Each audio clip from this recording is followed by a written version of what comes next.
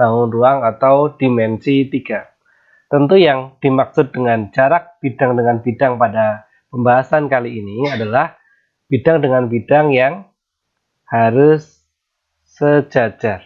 Ya. Kenapa harus sejajar? Karena ketika tidak sejajar, maka otomatis dua bidang yang kita hitung jaraknya itu dua bidang yang berpotongan, sehingga tidak memiliki jarak. Lalu bagaimana cara menghitung jarak dua bidang? Nah, perhatikan ilustrasi berikut. Jadi misalkan ada dua buah bidang. Ini bidang yang pertama dan yang bawah sebagai bidang kedua. Kita namakan yang atas sebagai bidang alfa, kemudian yang bawah sebagai bidang beta. Kemudian, kita akan membahas langkah menentukan jarak bidang alfa ke bidang beta.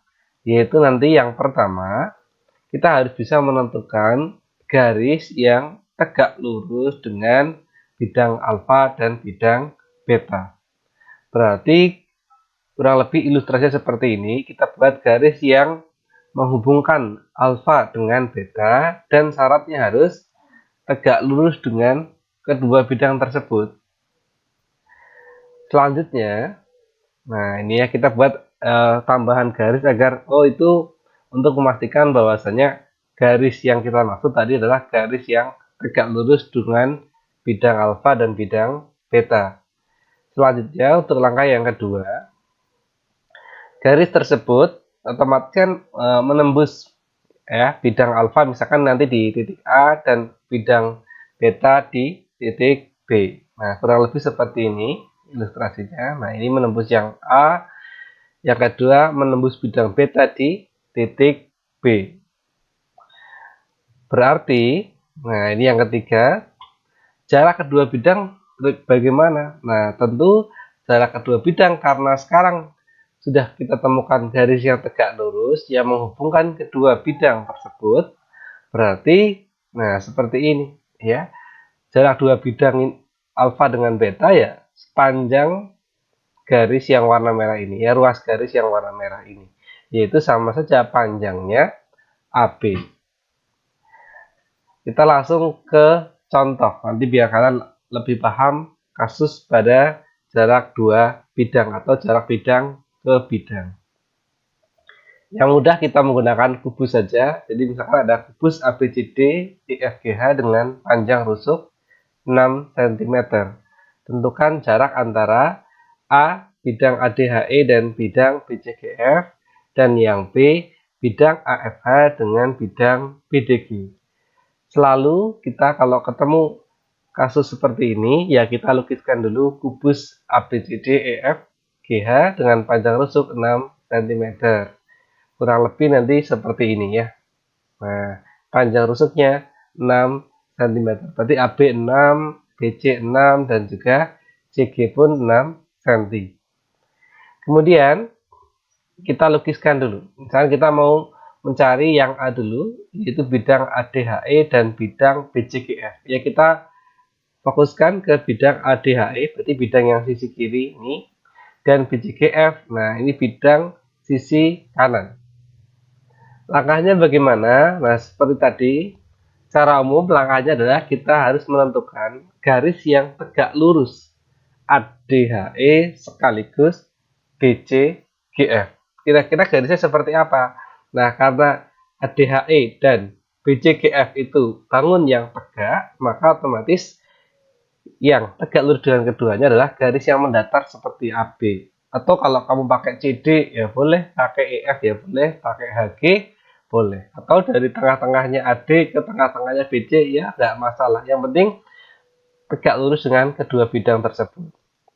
Nah, berarti kalau pada kali ini, nah ini ya harus tegak lurus. Kenapa? Ya karena ADHE ini kan sisi pada kubus yang tegak ke atas. Sedangkan AB sisi mendatar otomatis ini tegak lurus ya, karena EAB juga siku-siku. Berarti garis yang dimaksud yang tegak lurus dengan ADHE dan BCGF. Pada kesempatan kali ini kita ambil sampel yang garis AB. Ya, tapi tadi kamu pakai CD ya boleh, pakai EF ya boleh, pakai HG ya boleh, atau pakai yang lain boleh. Kemudian, nah keterangan yang tadi saya sampaikan di slide sebelumnya, kita harus menentukan titik tembusnya ya. Tentu di sini AB kan menembus bidang ADHE ya di titik yang A dan menembus bidang DCGF di titik yang B. Berarti sekarang apa? Nah, jaraknya ya berarti sama saja panjang dari dua titik tembus atau panjang dari AB. Berapa nilainya? 6 cm. Berarti bisa kita simpulkan bahwasannya jarak antara bidang ADHE dan bidang BCGF adalah 6 cm. Selanjutnya kita bahas untuk yang kedua, yaitu bidang AFH dan bidang BDG. Ya, ini kubus seperti yang tadi sama, yang ABCD EFGH dengan panjang 6 cm rusuknya. Berarti kita lukiskan dulu, kalau misalnya kita mau mencari bidang AFH, kita fokuskan di bidang AFH dan bidang BDG. Ya, kurang lebih seperti ini. Nah, ini nanti lembar untuk kita menentukan ya jarak antara bidang AFH dan bidang BDG. Langkah pertama seperti tadi, kita harus menentukan garis yang tegak lurus dengan kedua bidang yang ditanyakan, yaitu AFH dan bidang BDG. Kalau kita melihat ilustrasi ini atau kalian menggambar di buku tulis, itu agak kesulitannya. Gambarnya seperti ini, miring bidangnya ya. Kalau kita ingin menentukan jaraknya, itu juga agak susah karena gambarnya ini seperti bertumpuk.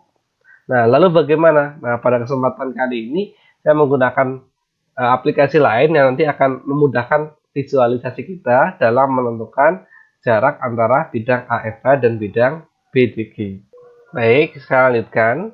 Nah, yang tadi, kalau kita lihat secara gambar seperti yang tadi saya jelaskan, nah AFH dengan BDG itu seperti bertumpuk seperti ini, ya. Cuma ini dengan aplikasi GeoGebra, gambar ini bisa kita visualisasikan seperti ini ya. Kita putar-putar biar kita lebih jelas penampakan cara menghitung jaraknya. Nah, seperti ini ya. Miringnya itu seperti ini. Jadi terlihat jelas kalau kita lihat dari depan kan tadi seperti bertumpuk, kita jadi agak susah ini jaraknya gimana. Cuma kalau kita sedikit membayangkan gambarnya kita putar seperti ini, oh jadi nah inilah ya, space inilah yang sebagai jarak. Nah ini ya, jarak dari sini ke sini yang sebagai jarak antara bidang AFH dan bidang BDG ya. Jadi apalagi kalau kita lihat dengan tepat arah seperti ini ya. Oh, berarti ya sebetulnya jarak dua bidang tersebut sama saja jarak dari dua garis yang warna hijau dan warna merah ini. Ya, kalau kita lihat tepat dari arah seperti ini. Nah, ini ya, ini jadi mudah-mudahan membantu kalian untuk membayangkan kira-kira kasusnya bidang AFH dan bidang BDG seperti apa ya. Nah, kalau bidangnya aja miring seperti ini, otomatis kan nanti kita menentukan garisnya ya harus garis yang miring.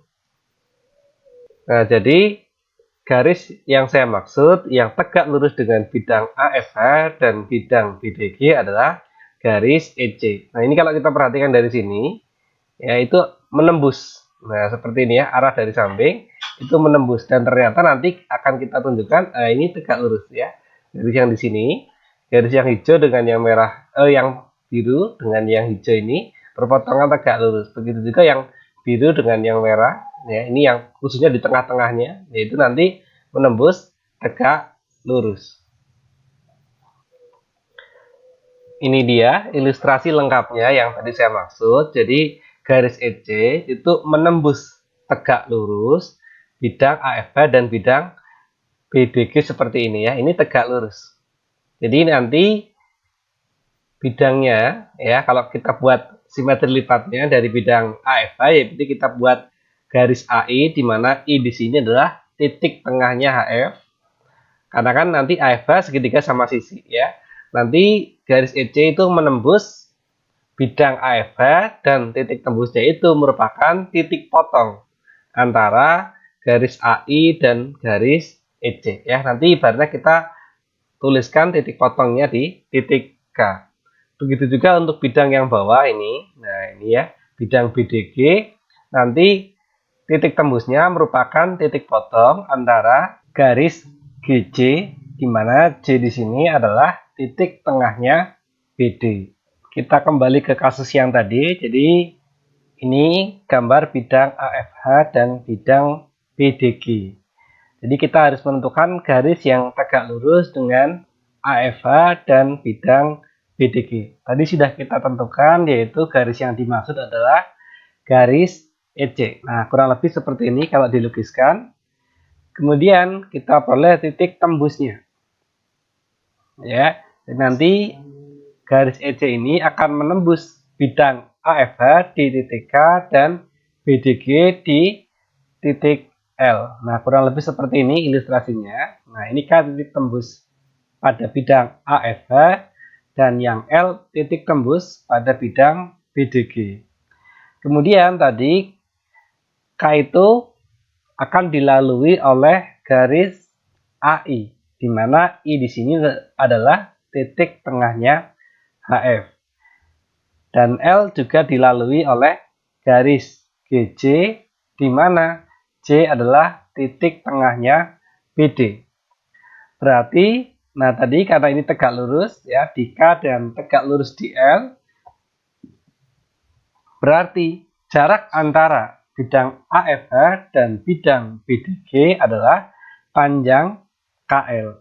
Lalu bagaimana kita mencarinya? Nah, akan kita bahas seperti ini. Kita buat gambar yang seperti tadi ya. Segitiga kubus ABCD EFGH dengan posisi seperti yang diketahui soal. Kita buat garis tambahan, yaitu dari E kita hubungkan ke titik I. Tentu di sini adalah segitiga siku-siku yang kita peroleh. Jadi nanti kita akan mencari panjang KL dengan cara menghitung panjang yang garis EC dikurangi yang EK dikurangi yang LC. Ya, karena kan ini satu garis. Berarti sekarang langkah yang pertama kita harus menentukan panjang ruas garis EK. Jadi kita fokusnya ke segitiga AEI. Nah, ini ya, segitiga siku-siku AEI. Kita lukisnya seperti ini. Dari titik E kita hubungkan ke titik K dan tegak lurus. Ya, seperti di gambar ini tegak lurus. Kita tentukan panjang masing-masing sisinya, yaitu yang pertama EA tentu 6 karena rusuk ya, rusuknya 6 cm. Kemudian di sini EI karena EI adalah setengahnya EG ya, di mana EG itu kan diagonal sisi, berarti tinggal ditambahi akar 2, 6 akar 2. EI setengahnya, setengah dari 6 akar 2. Berarti kita peroleh berapa? 3 akar 2. Dengan Pitagoras, ini kan segitiga AEI adalah segitiga siku-siku, berarti kita bisa mencari sisi miring AI dengan rumus AI sama dengan AE kuadrat ditambah EI kuadrat ya. Selanjutnya tinggal kita perhitungkan nilai-nilainya. 6 kuadrat ditambah 3 akar 2 dikuadratkan. 6 kuadrat 36, 3 kuadrat itu 9, akar 2 dikuadratkan 2. Berarti nilainya adalah 9 kali 2, 18. Selanjutnya kita peroleh hasil penjumlahannya adalah 54. Kita sederhanakan ya, karena 54 kan bisa dipecah menjadi 9 kali 6. Ya, akarnya 9, 3. Berarti AI nilainya adalah 3 akar 6. Nah, sekarang kalau kita ingin menentukan panjang EK, berarti kita gunakan konsep luas pada segitiga AEI, yaitu yang pertama, luas segitiga AEI dapat ditentukan dengan setengah kali EK kali AI, karena kita anggap AI sebagai alas, maka otomatis EK ini dia sebagai tinggi, ya, setengah kali alas kali tinggi. Tapi kalau kita perhatikan juga, ini segitiganya juga siku-siku di E. Artinya kalau kita anggap AE itu sebagai alas, maka EI ini tingginya. Ya, Berarti luas segitiga AEI bisa juga ditentukan setengah kali AE kali EI. Ada unsur yang sama, yaitu setengah, bisa kita hilangkan ya, karena unsurnya sama, biar tidak merepotkan.